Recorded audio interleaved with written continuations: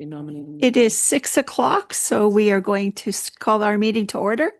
We would like to begin by acknowledging that the land on which we gather is the traditional and unceded territory of the Algonquin Nation. Please stand for the national anthem.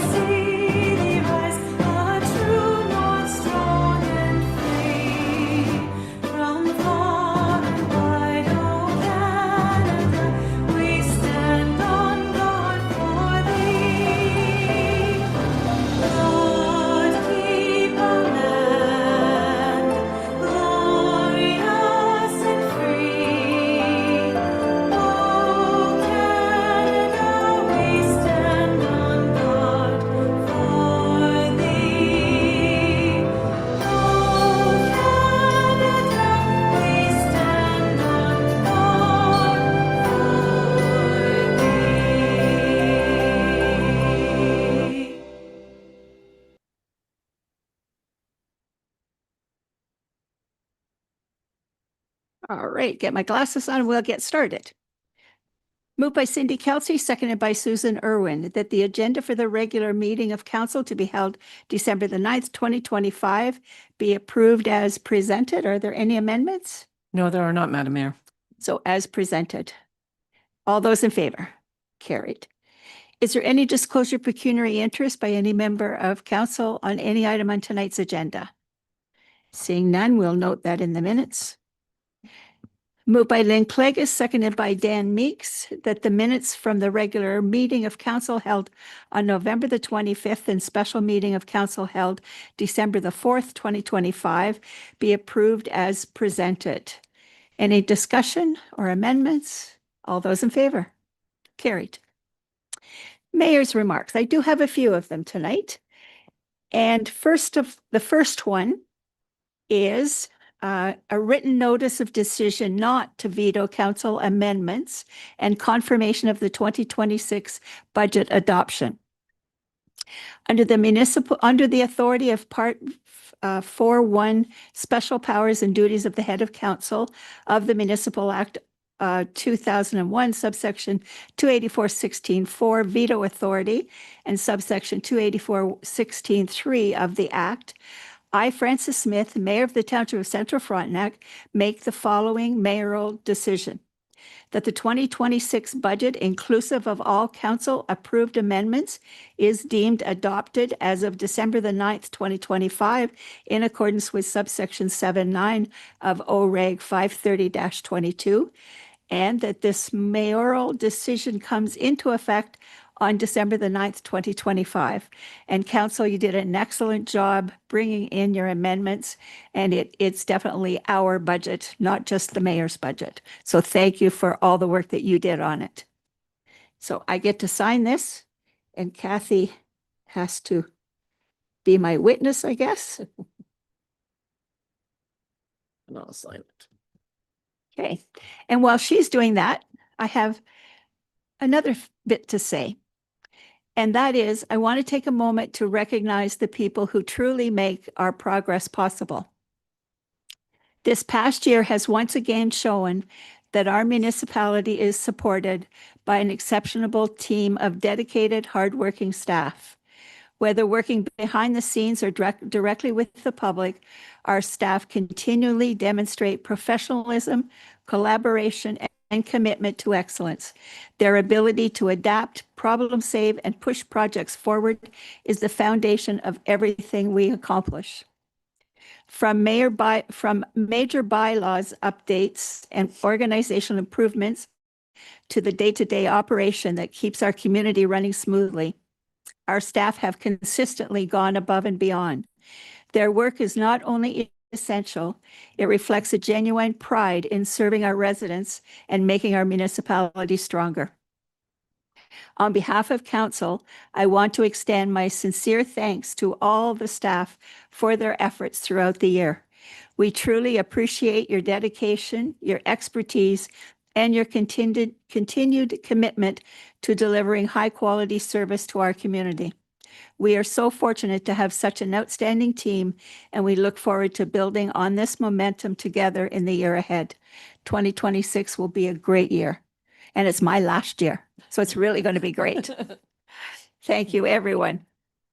All right. Anything from the deputy mayor?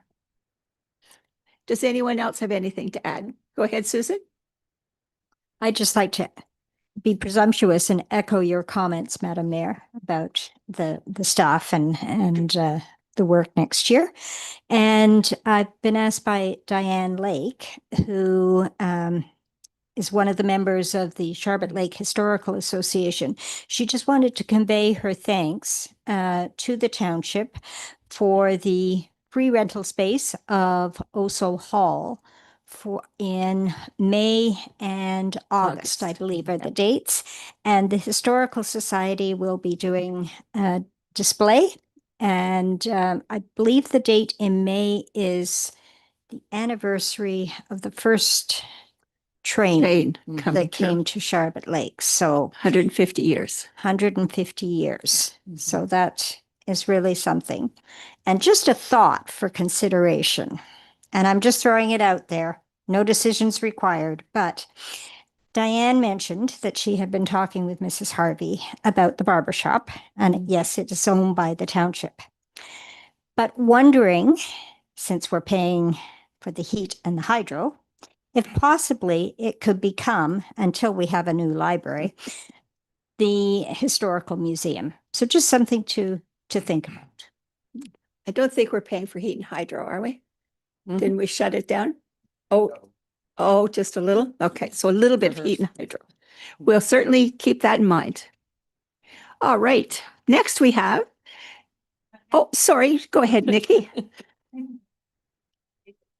Last week, the Big Butter Challenge, challenge for over $200 birthday. It goes on Monday night. We'll be in the final count next week. Every jar counts. As it is tough times in our community, and peanut butter is is protein, and it helps. And we have a very generous community, and I can't wait to see the numbers this year. But we're very close to surpassing last year. And thank you for putting the challenge out there, because it certainly has brought everybody out. As I had my peanut butter this morning, I was thinking about, I wonder when it ends. So people really need to get it in the next day. Mondays close off, so we'll hit that on Facebook and spread it around. Spread it around like peanut butter. All right.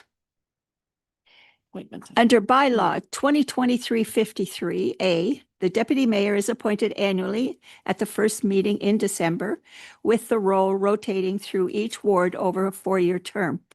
Following the established order, Hintonbrook, Oso, Old, and then Kennebec.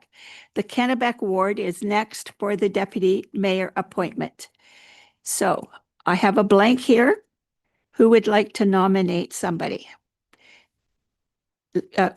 What's your name there, Nikki? I would like to nominate Cindy Kelsey. She's been on council for over 12 years. She's never been deputy mayor, and I think that it would be a nice opportunity for her to step up and give it a shot. Cindy, does your job allow you to do the job? There you go. You might have some work between January and July. Okay, so you'll accept that appointment? I accept the appointment. Okay, are there any other nominations? Okay, seeing none. Cindy Kelsey be nominated. So the motion is moved by Lynn Clagus, second by Bill Everett, that Cindy Kelsey be nominated for appointment of deputy mayor for 2026 year. Discussion, all those in favor? Carried. So now we have a motion moved by Nikki Gowdy, seconded by Duncan McGregor, that Cindy Kelsey be appointed to serve as deputy mayor for the year 2026. All those in favor? Carried. All right, now you have a job to do, Cindy.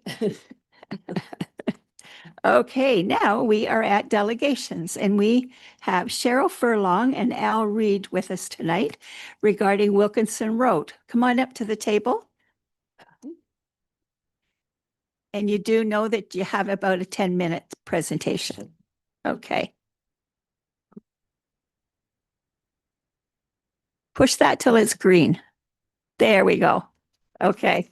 Good evening, Madam Mayor and councillors. I wrote this out to make it quicker. Thank you for this opportunity to speak this evening. I'm going to give you a little bit of history of me personally. I've been a permanent resident in Central Frontenac since 2011. I've been driving these roads for many years, as we've had a family cottage in Sparks Lane on Chippewa Lake since the mid-1960s. Also, I was a community nurse in this area and now live here and drive the roads daily. We really do love our community back here and realize owning waterfront properties, we're going to be paying higher taxes. That's a given. Cheryl, Mike. Okay. Yeah. But we also expect some roads that are safe, drivable, and maintained. Presently, we have 111 properties on the lake. 40 of them now are being used as year-round homes. So that's increased a lot over the years that the people come and go to all year round, plus the properties near us on the main roads. I'm not here this evening for a bashing session of any particular department or person, but I feel as a community we need to address a few issues. It appears that we have to keep asking for road maintenance, whether it's a grading, potholes, filled, plowing, sanding, etc. There are many emails and texts with photos I have sent regarding the condition of Wilkinson Road, Mary Moore Road, and Second Depot.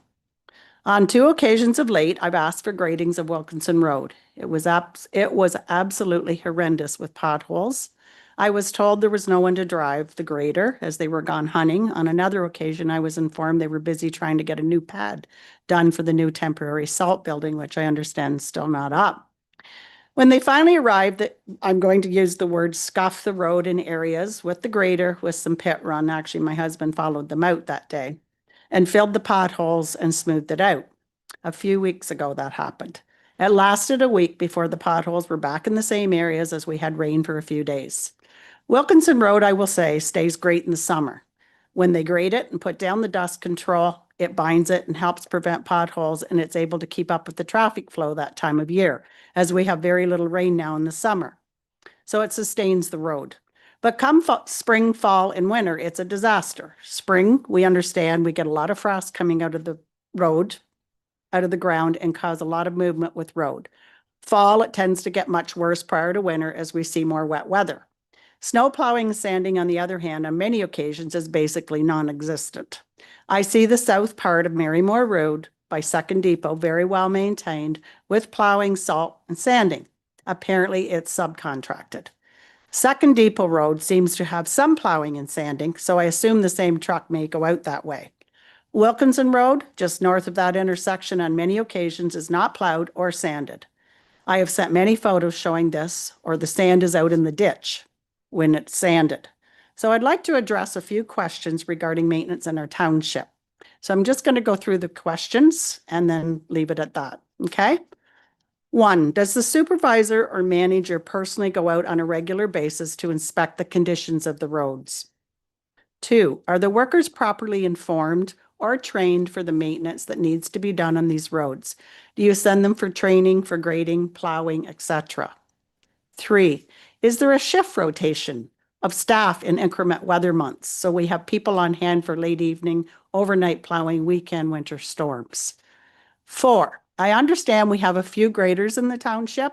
Are they on a rotation for grading on a regular basis, or is it just a call-in grading system when residents complain?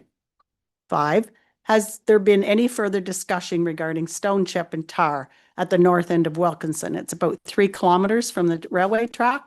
This was promised many years ago when they first hardtopped Wilkinson Road. Has anyone suggested a traffic counter to see how much traffic is being used on that road on a regular basis, particularly in the summer? We, the residents, some are here tonight, feel we are forgotten taxpayers of this township. With the amount of properties on the lake, there would be substantial amount of money generated from this little area alone.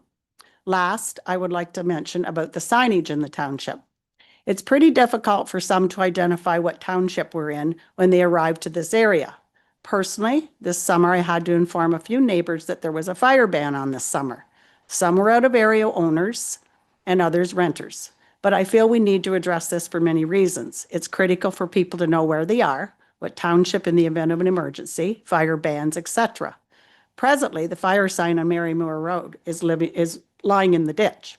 Its location is by a knoll, so traffic is watching for oncoming vehicles, not looking at the side of the road. And it's not very visible at dark when cottagers are coming to their lakefront late in the evenings. Also, let's enhance the whole township with better signage. It's not only critical, but advertising for the township we should be proud of. So in closing, thank you for this opportunity to speak in hopes that we can work together with the township mayor, councillors, and staff to move forward for a better tomorrow. My motto has always been proactive, not reactive. Thank you. Thank you very much. And we will answer your questions. We'll have staff Okay. give you an email with some answers. Thank you. Okay, Madam Mayor. Yes. Madam Mayor and Council, thank you for the opportunity to speak to you today. And yes, I'm here to speak to the roads in our area. My name is Al Reed. I've had property on Lake Chippewa in our township since 2000. I've lived full-time since 2010. For the most part over the years, whenever I contacted our PW manager, even managers in the past, they've always been very receptive. Concerns were noted. However, when I think back, other than part of Wilkinson being hard-topped a few years ago, not much has really changed. I'm hoping that this will initiate conversation that will lead to a positive change for our roads. Yes, we have better equipment to use, but I don't believe they're being used to their potential. Here's what I've noticed, and I've contacted PW regarding these matters. In the spring, when operating the grader, no material is graded back from the ditch onto the road from winter snow clearing, and the road's not being crowned properly. For the most part, your machine moves gravel around without digging out the potholes and repairing properly. I know they're called graders, but that's not what they're being used for currently in some respects. The grader usually leaves the curb of gravel as dishing a road. No water can leave the surface. Gravel can put on parts of Dwyer Road without removing or leveling the outcropping area of granite, which was brought to PW's attention on 2 occasions.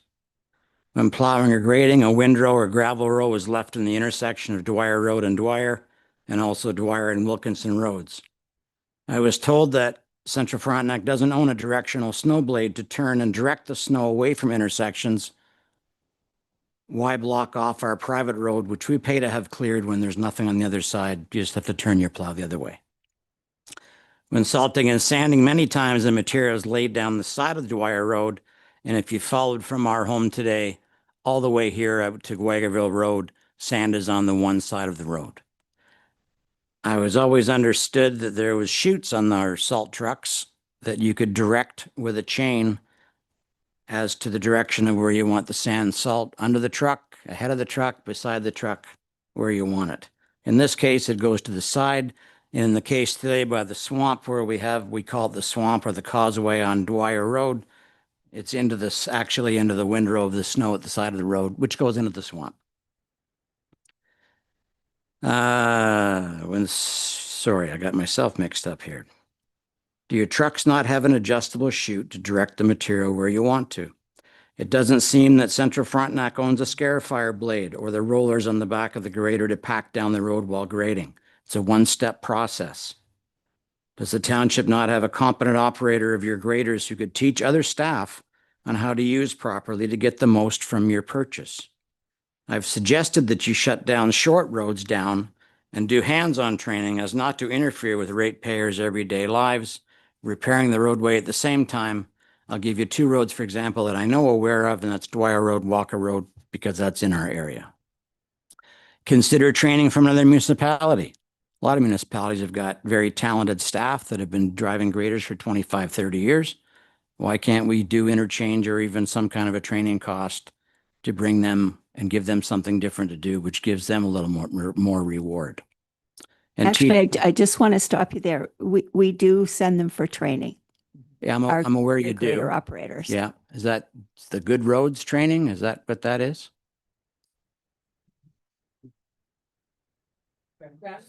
Yeah.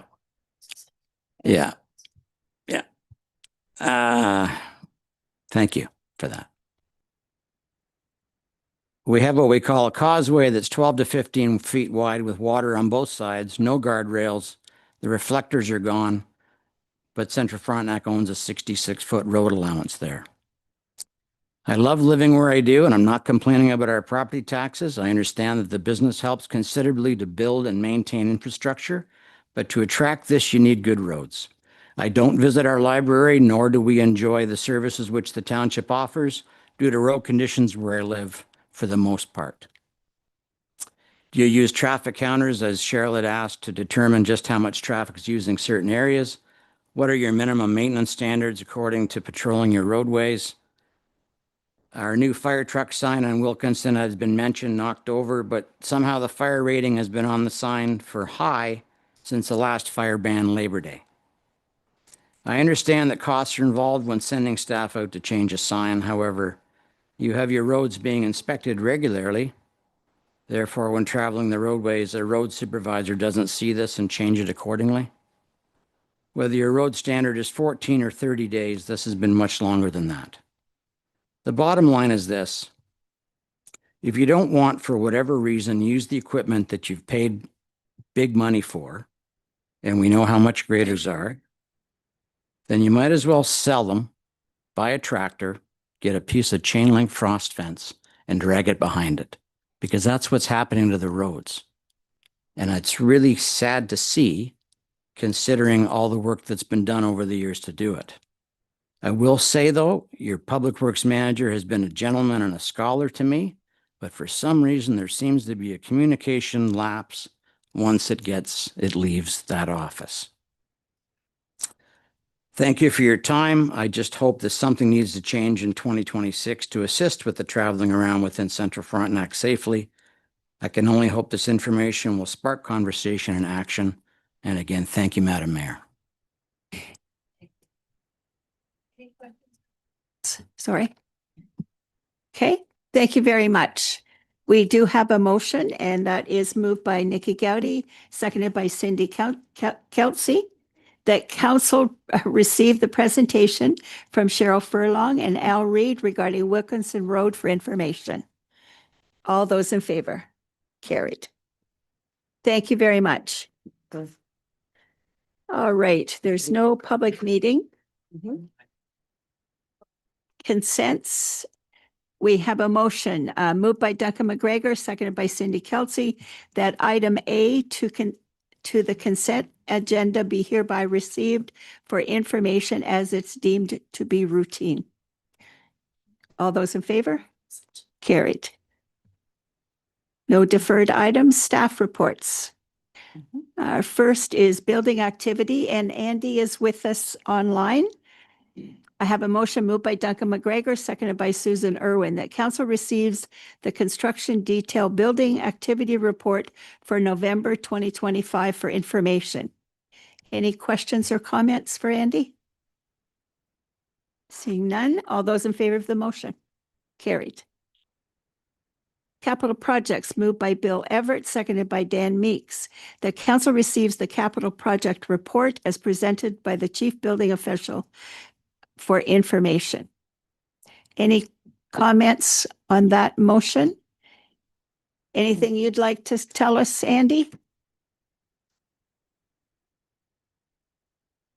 Let's see. I guess not. All those in favor of the motion? He just unmuted. There he goes. Andy, do you have anything you want to tell us? Yeah, I was just going to add that the renovations of Olden Hall started this week. Oh, good. Way to go, Dan. Dan is very happy about that. All right. All those in favor of the motion? Carried. Thanks, Andy. All right. Next, we are on We're to. still on Andy. Oh, still Andy? Yep. Okay. Moved by Lynn Clegg, seconded by Susan Irwin. Whereas Soldiers Memorial Hall and surrounding community would benefit from upgrades to the hall kitchen. And whereas the Rural Ontario Development Grant offers up to 35% or $25,000 to fund small community infrastructure enhancements. Now therefore be it resolved that council approve the recommendation of the chief building official to work with the community services coordinator and apply for the ROD grant to enhance the kitchen at Soldiers Memorial Hall. Any discussion? All those in favor? Oh, sorry, Nikki, did you have something to say? Just if we're successful in the grant, is this just going to replace cupboards and a fridge and a stove? Or what's it all going to include? Well, If we're successful. I think we're still working on that, aren't we, Andy? Yes, Madam Mayor. If we're successful, I'd like to get a plan to redo the full kitchen, cabinets, appliances, everything. Get it done in one shot if we can. If we're not successful, then we'll scale it back to try and stay within budget. And I think we're going to be asking some of the users to do some fundraising for this as well. At least I'm Correct. going to be asking some of them, like the Lions and the theater group and who else use it on a regular basis. If they could contribute some dollars towards it. Okay, all those in favor of the motion? Carried. All right, now we're at Public Works. And thanks, Andy. You're welcome. The December activity report.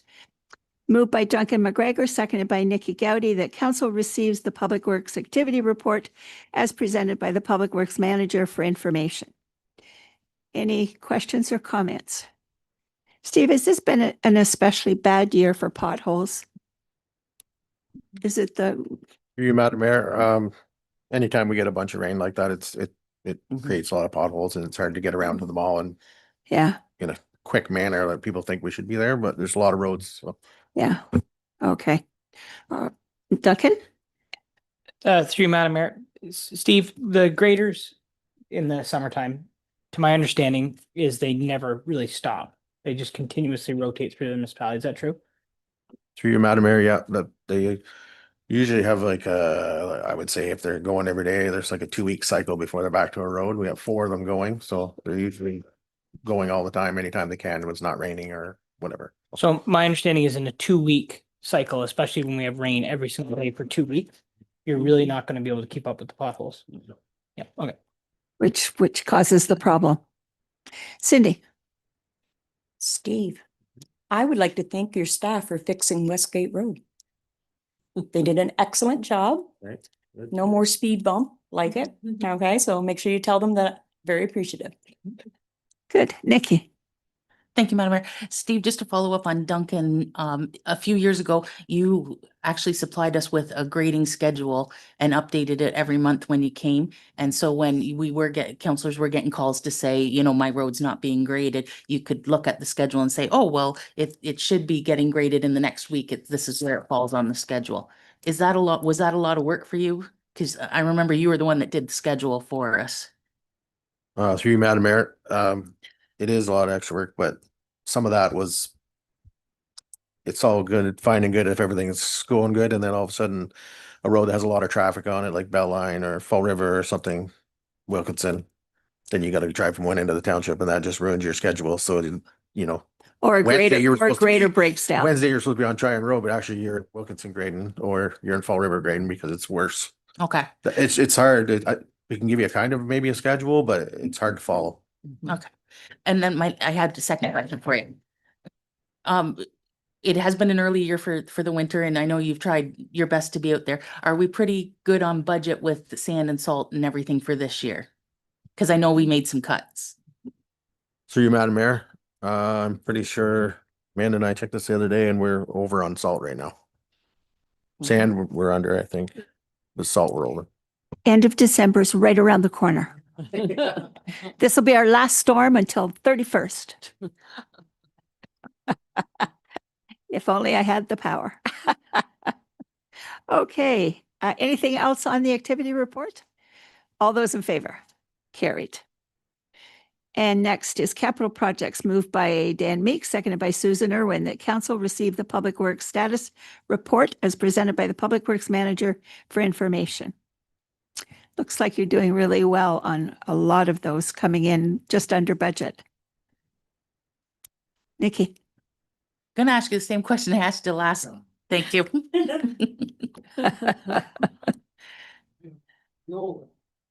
What's the question?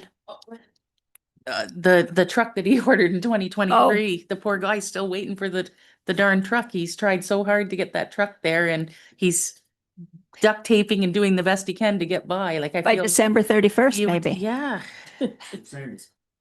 No snow and a truck will come. Don't forget your. Okay, all those in favor of the motion? Carried. And next is the recycling update, moved by Dan Meeks and seconded by Cindy Kelsey, that council receives the business recycling report dated December the 9th, 2025, as presented by the Public Works Manager for information. Questions, comments? Nikki? I don't have a question. I want to say thank you on behalf of the businesses and the other industries that are being shut down on recycling. You came up with a great response to it, a quick response to have it right in place so that there's no hiccups for businesses to be able to get rid of their recycling and want to help out the environment. So thank you. Because it was going to be that those people had to find their own way, which whether it was the bins that they pay for or taking it somewhere. So now what's going to happen is we are going to be taking it and moving it from our space to Kingston or wherever we'll take it. Through you, Madam Mayor, it'll be to waste management, I think, to start in Kingston, and then there'll be a new center. They're building it in Napanee. Okay. All right. Okay. All those in favor? Carried. And there is a letter going out to everyone that was attached as well. All right. That is it for Public Works. Now we're on to fire, and Chris is on by Zoom here. So moved by Bill Everett, seconded by Susan Irwin, that council receive the Central Frontenac Fire Rescue Activity Report prepared by the Manager of Emergency Services Fire Chief dated December the 9th, 2025. Any questions or comments? Chris, anything you'd like to say to us? No, Madam Mayor, just the parade this weekend starts at 5:30. I hope we can have a good turnout for that. So, but no, everything else is, we're getting ready for our ice water operations for the winter. And our training, we're getting ready for 2026. I think that's about it. Okay, all right. Thank you. Duncan? Through you, Madam Mayor. Chief, I saw on the news that there's new carbon monoxide rules coming into Ontario. Are you aware of the changes, and can you briefly explain what that means for homeowners? Through Madam Mayor to Councillor McGregor. Yes, so the legislation is put through that CO detectors are required on every level of the home, and with anybody that has a fuel-fired appliance or attached garage, that's going to be mandated now. Thank you. Oh. So in 1998, if I can just add to that, it was just to have one in near the sleeping area. If you had an attached garage or a fuel-fired appliance, but now they've decided they want it in every level of the home, which to ensure that everybody can hear that alarm going off. And it makes sense. Mhm. Yeah. For sure. Okay. All right. All those in favor of the motion? Carried. Thank you. And now we are at money. Thank you, Chris. Thank you. Moved by Cindy Kelsey, seconded by Susan Irwin. There you go. The council receives the accounts payable report, check distribution in the amount of $559,241.24 as prepared by the treasurer for information. Discussion. She's doing this. It's making me cough. All those in favor? Carried. Next is Duncan McGregor and Nikki Gowdy, mover and seconder, that Council for the Township of Central Frontenac approves the following reduction change of assessment pursuant to the Municipal Act. Roll number 1039-060, 010, 158, 100 for the period of August 11, 25 to December 31st, 25, as reported by impact, reason demolition raised by fire, demolition or otherwise, 357 1DI, class changes from exempt to taxable. And further, that council approves an adjustment of taxes to be calculated by the tax department for the related period. Any discussion on this one? All those in favor? Carried. Yes. Madam Mayor, may I just take this opportunity to wish council happy holidays with their families, safe, enjoyable. And lots of turkey. Thank you, Michael. By the way, thank you specifically for all your patience with me for the many hours we worked on that budget, and from all of council as you worked us through the whole new process. Because of you, it went smoothly. Seriously, you're very welcome. Kiddingly, I'm surprised I still have hair left. That's true. All right, we're going to move on here. Abby's online now. Okay, this is consolidation of lunch and learn. So moved by Bill Everett, second by Dan Meeks, that council receives for information the summary of updates regarding Conservation Authority consolidation, source protection amendments, floodplain mapping projects, and related provincial legislative changes presented through the Lunch and Learn session held on November the 7th, 2025, as prepared by the planning coordinator. And Abby is online if we have any questions or comments. Did anybody have any new ways of making this work besides what's been proposed? I guess that's always my question is, what do our local conservation authorities think it should look like? Through you, Madam Mayor, I've heard a lot from all three conservation authorities regarding the topic. Obviously, there's some benefits and negatives to both. But I think really the concern of public and local municipalities is over the lack of consultation with public. So I think that's a big part of the problem, and the uncertainty of what that will look like for municipalities and conservation authorities going forward. Excellent. Yeah, it's so true. And it's hard to fight something when you don't know what it's going to be like. So Yes, exactly. Yeah. Okay. Anybody else have any questions or comments? Lynn? And then Susan? I just wanted to thank Abby for this great report, and my personal take on it, and speaking from being on the Quinte Conservation, is that recommendation 2 is far more favorable for our municipality. Good. Susan? Through Madam Mayor, yes, thank you, Abby, for your report. And as a member of the board of the Rideau Valley Conservation Authority, I know there's support for passing a resolution by our municipality. I think that's on the agenda for us. So that would be very helpful. What I gathered from the CAO of Rideau Valley is that there's some hope that there can be some negotiation regarding the number of conservation authorities. So right now, the proposal is going from 36 to 7. The hope is that instead of that large reduction, that it could perhaps be reduced to the number of watersheds, which is 19. So negotiations will continue. So, but thank you, Abby. Okay. All right. All those in favor of this motion? Carried. Now we have a motion number 2. Which you may not want to read it all. It's about 2 pages long. Oh my goodness. It's moved by Lynn Clegg, seconded by Susan Irwin. Do you want me to read all of this? It is actually 2 Same. pages. But I could read you the kind of the last whereases that tells the story. Actually, I'll go from now, therefore be it resolved.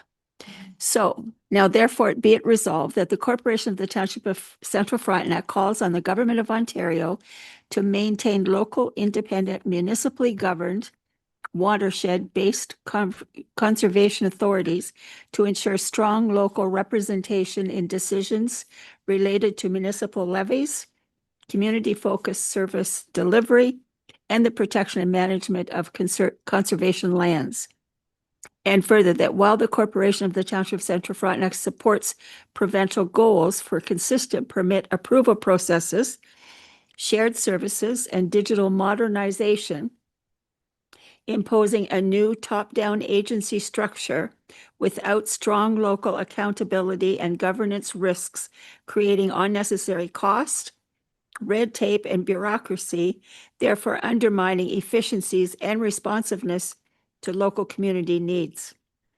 And further, that the Corporation of the Township of Central Frontenac supports efforts to balance expertise, capacity, and program delivery across the province, and requests that the province work collaboratively with municipalities and local conservation authorities to determine the most effective level of strategic consolidation to achieve both provincial and local objectives. And a copy of this resolution be sent to the Ontario Minister of Environment, Conservation and Parks, to the local MPPs, Association of Municipality of Ontario, and the Rural Municipal Association, the local conservation authorities, and all municipalities in Ontario. Any further discussion? All those in favor? Carried. Okay.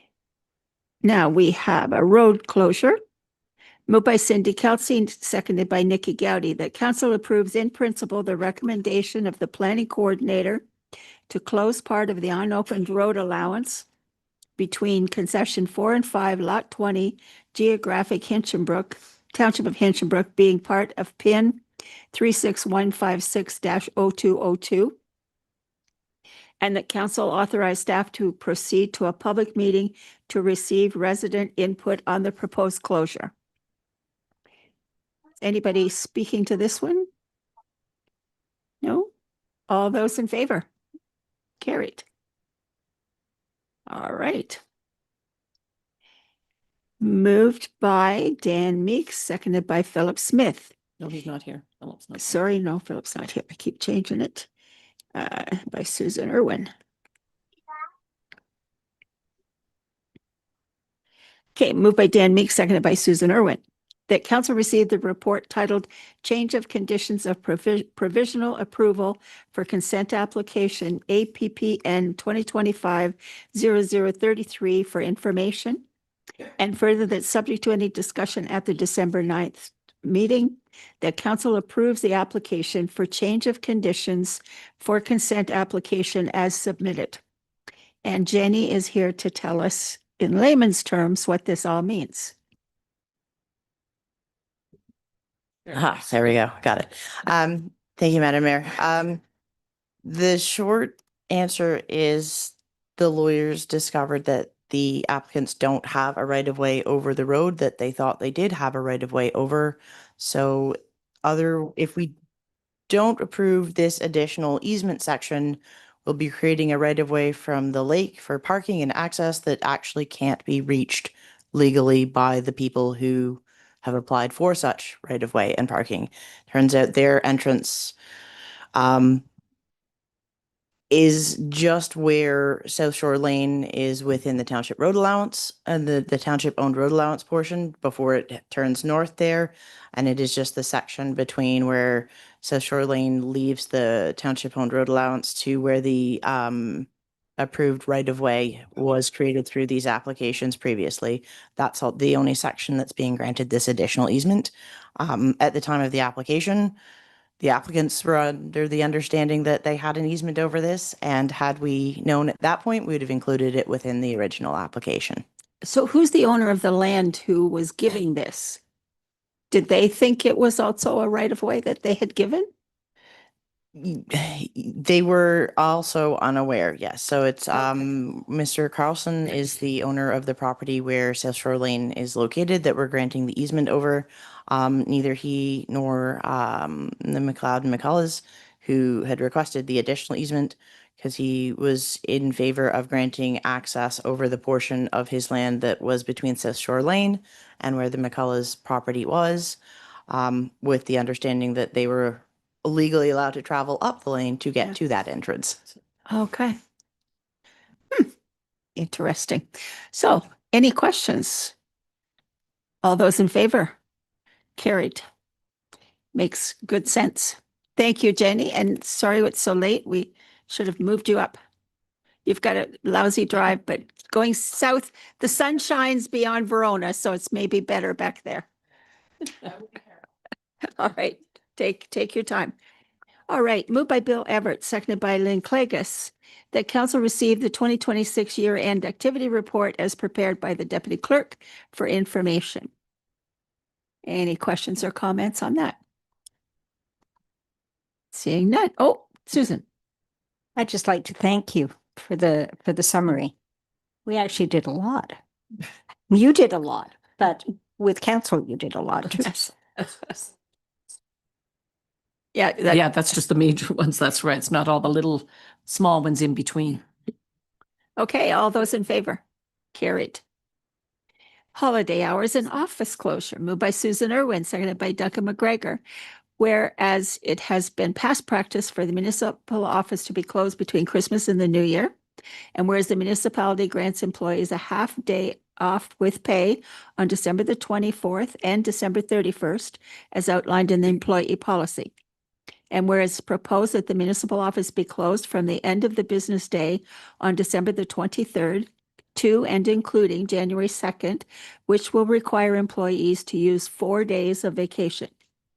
And whereas it's been customary for the municipal office to close during the Christmas holiday period, with some staff choosing to take vacation on December 22 and 23, while others remain scheduled to work. Now, therefore, it be it resolved that council acknowledge and recognize the continued practice of closing the municipal office between Christmas and the New Year. So people that do take time off have saved their holidays to do it. All those in favor, carried. All right. Now we have committee reports. Yes. We have a motion. That Philip, he's just got his name here all over. We've got two. Okay. This will be Got a Nikki. All right. So this is moved by Nikki and seconded by Bill, that council accept the recommendation of the Central Frontenac Recreation Advisory Committee to transfer any unspent funds from the CFRAC 2025 budget into reserves, and further that these funds be designated in reserve specifically for the Central Frontenac Recreation Advisory Committee. Any discussion? All those in favor? Carried. Communications and correspondence for action, there aren't any. Bylaws. 2023, provide interim tax bill. Moved by that Philip Smith. Moved by Lynn Clagus, seconded by Duncan McGregor. That bylaw 2025-53 being a bylaw to provide a 2026 interim tax levy be read a first, second, and third time and finally passed this 9th day of December 2025. All those in favor? Oh, Just sure. a quick question. Yeah. Oh, Michael left. I just wondered why we're doing an interim tax levy when we pass the budget before the end of the year. That was my only question. Because we always do, and it's a good way to get quick money in early. always doing it. Oh, okay. I thought the interim tax levy was like for the first 3 months of 2026 when we hadn't passed the budget yet. But No, No, it's half of the previous tax year. Okay. And it goes out February 1st, right? Yeah. I think it's February. Here he comes. Sorry. He hears you. He hears you. We want to know. Michael, just, did you hear the question? I did. Yeah. So through Madam Mayor, Councilor McGregor, I did look at doing one bylaw because I thought that would be simpler, especially since we hit the budget. Next year, we can't approve it in 2026. So it has to be split anyways, because we're proactive and want to get the bills out that first week. If new mayor comes in and they want 30 days or council stretches a number of days, it could be iffy. So I think it's best to keep them separated. Just makes it simpler and easier. And honestly, it was taxing my mind the other day when I was looking at it, trying to make sure we weren't missing anything. It's just easier to keep it separate. But we've always had an interim levy, right? We've always had an interim levy. Yes. So Okay. we are not allowed, sorry, again, maybe in the past as I've missed different questions. Sorry, Councilor McGregor. We're only allowed to bill maximum 50%. Yes. In the for interim billing. We can't bill the whole 100% at the beginning. And that's what people are used to and have been for how many years? Gosh. Since Okay. God. Yeah, 30 Sorry. plus years. I just not completely understanding. So the budget for 2026 is officially passed. Correct. And we are sending the tax bills out in January. Correct. And we know what the tax levy increase is going to be. Yes. Well, we do. It's at 4.9% levy. That's what we ended in. I do have the assessment and I haven't prepared the spreadsheets yet. So the exact tax rate, I don't know. And good point, Madam Mayor. We don't have the education yet, OPP. but we have the county. There And the it is. OPP we do. Okay. So there, you're still working on what the assessment is. You're still working on what the county and the OPP and the, Essentially, yes. yeah. So just to follow up on your question, do you foresee a day when January 1, you will send out the total bill? No, never. Thank you. I mean, the municipal act maybe someday would allow that, but I can't see that because circumstances always People happen. don't want to see it all at once in January. No, I mean, it's nice to be able to prepare yourself mentally for what's coming. And I think people can do that if they're looking at the budget numbers and whatnot, or when the tax rate comes out the second meeting in January, you can prepare yourself and go, okay, I can get ready for that. But in terms of sending a bill out, no. So, but good question. Okay. Thank you. Okay. You're welcome. Okay. All right, onwards. So that interim, all those in favor, did we vote on that? Okay, carried. Okay, we have a notice of motion. Councillor Gowdy has moved it. We need a seconder. Cindy? And it's whereas bylaw number 2024-41 being a bylaw for the licensing of dogs and prohibiting the running at large of dogs within the Township of Central Frontenac was enacted on November the 26th, 2024. This is a long one. And whereas council considers it's desirable to amend the said bylaw to update some definitions and changing sections 5.3, 9.1, and 2, and correcting a spelling error in section 10A. Now therefore be it resolved that bylaw number 2024-41 be amended as follows. Section 5.3 is amended to read, every person who owns or harbors a dog shall remove and sanitarily dispose of any excrement left by the dog anywhere on township property and from any other property that same becomes a nuisance or sanitary hazard. Section 9.1 is replaced with the following. No owner of any dog shall cause or permit a dog to run at large within the limits of the township unless the animal is a working dog. Section 9.2 is replaced with the following. Unless a dog is on a premises with the premises owner's permission, every dog shall be under the control of a capable person. Section 10A, the number 3 be replaced with a number 4 to correct the number to match the verbiage. Definitions. Running at large shall mean any dog as defined herein that is found any place other than the premises of the owner without permission of the premises owner and is not under the control of capable person. Definitions. Under the control of a capable person shall mean a dog that is at all times on a leash or restraint of a maximum length of 2 meters and under care and control and capable of being physically restrained in such a manner as to prevent contact with people and other animals. Definition. Working dogs shall mean any dog doing useful work such as hunting, guarding livestock, herding animals, or pulling wagons or sleds. And further, that the clerk be directed to prepare the necessary amending bylaw for consideration at the January 13th, 2026 meeting. Okay, that's a lot of stuff. Bill. Thank you, Madam Mayor. Just minor, as I was reading Councillor Meeks's tablet, running at large, last line, the control of a capable person. Just minor spelling, grammatical. Under care and control. The last line, no, running at large, definitions, running at large shall mean any animal as defined therein, etc. The last line, it says the control of a capable person. Right. Okay, Susan. Through Madam Mayor, we have a position from our bylaw officer Yeah. regarding the report. And I'd just like to say that our bylaw officer has had the opportunity to work with the canine bylaw and has highlighted some problems with the suggestions. And before our bylaw officer was hired, I had the, I guess, the pleasure of dealing with a number of dog complaints. And one of which was regarding working dogs and those guarding livestock. And I got in touch with OMAFRA because Kingston was taking the position that these dogs were exempt from the control from the bylaws. And that's not exactly accurate.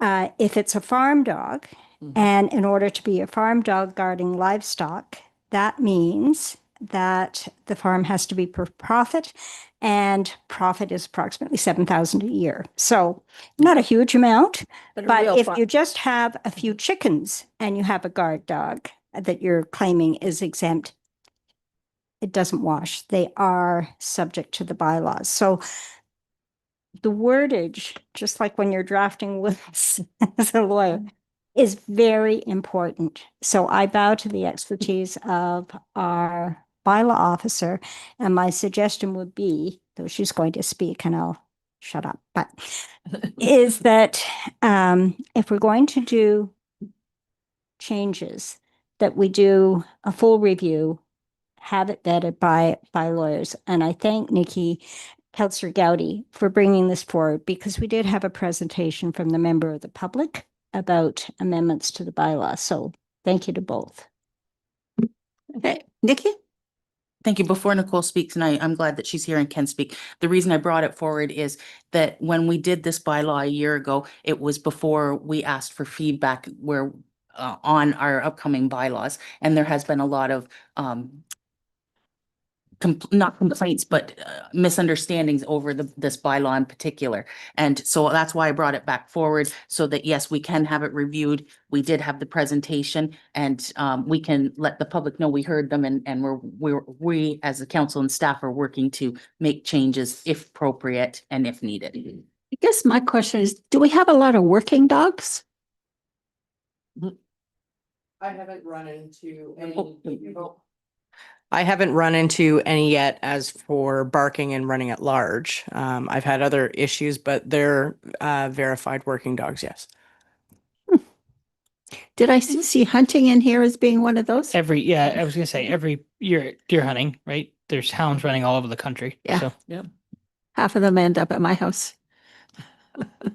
Lynn? Get lost in. Thanks, Madam Mayor. I just was curious when you were preparing this, Nikki, the presentation that came to us, did you address all of the things that he had brought forward and made that part of what you've done here? Yes, I asked him for his presentation so that we were addressing everything that he had. So he had sent me his presentation. Okay, And I just wanted to make sure that that part was also included.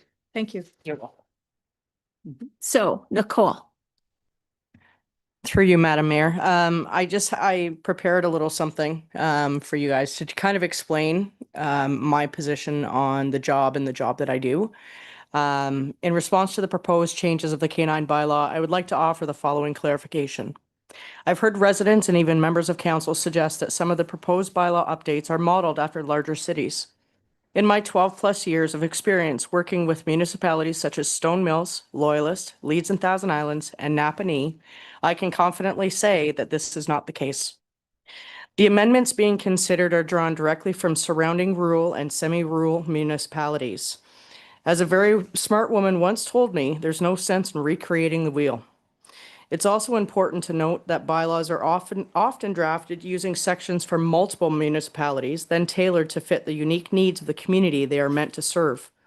One bylaw can incorporate effective, proven elements from several neighboring bylaws, selecting that works and adapts to suit local circumstances.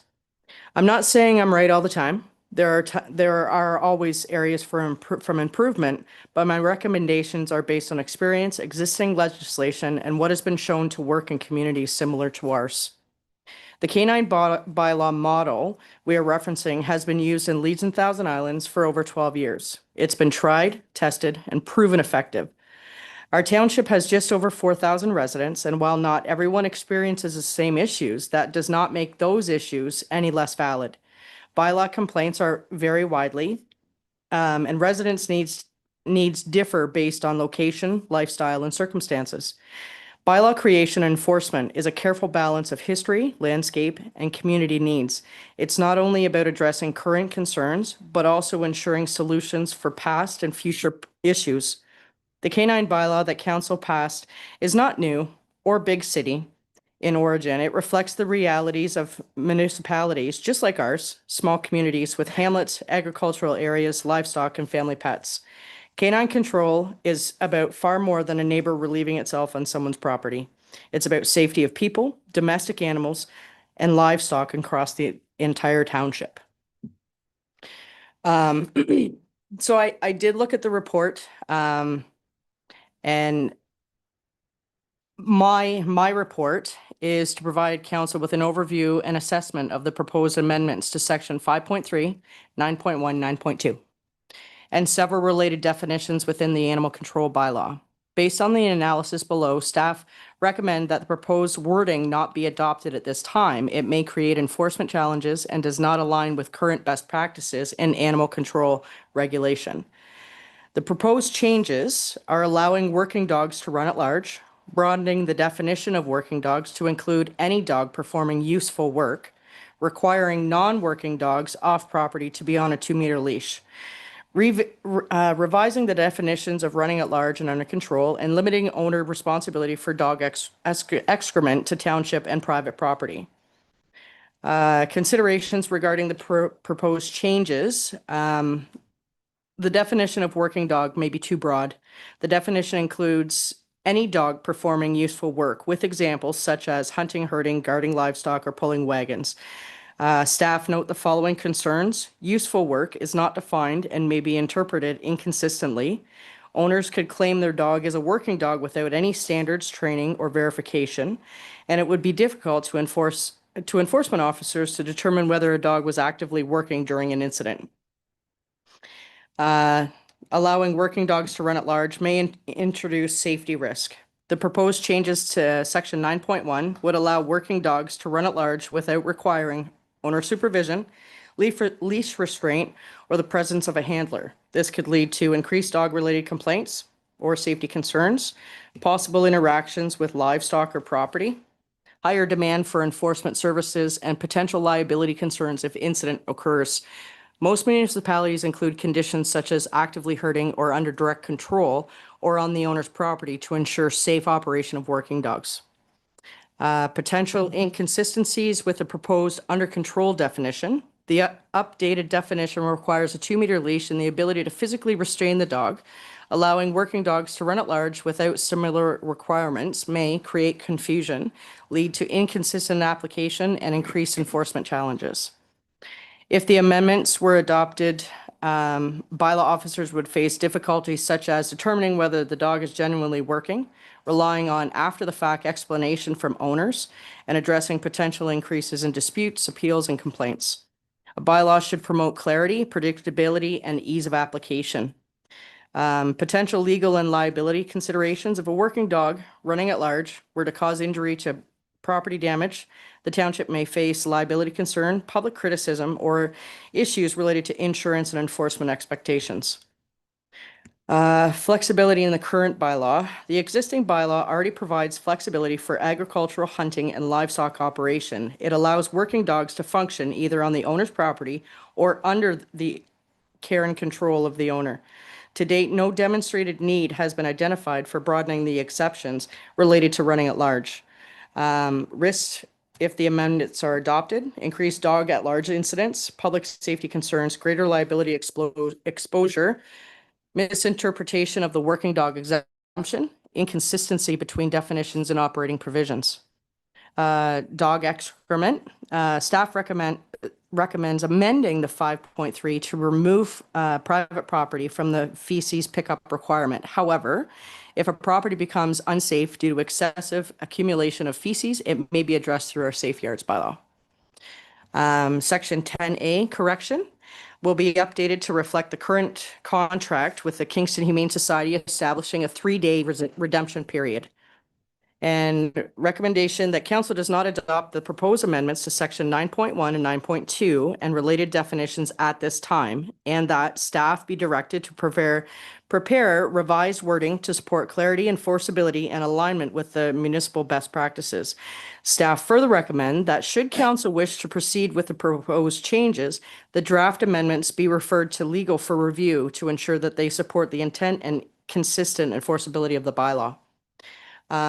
If council wishes to pursue refinements rather than decline the amendments, staff had prepared alternate definitions that clearly define when a dog qualifies as a working dog, require owner supervision while working off property, maintain alignment with the definition of under control, support agricultural and hunting activities while ensuring public safety, and improve clarity across key definitions. So can I suggest we defer this, have you put them together and bring them back to us? Is that reasonable? Before you, Duncan, yes. before you defer, can I just ask a question? Sure. So this all came about from a presentation a few months back where we were going to work with that owner to bring something back. Was the owner just not willing to compromise, or was there? I don't know. Nikki spoke to him. He said that other than he had a meeting with staff the day he did his presentation, and he said that he hadn't had any contact with staff since. Yeah, go ahead. Yeah.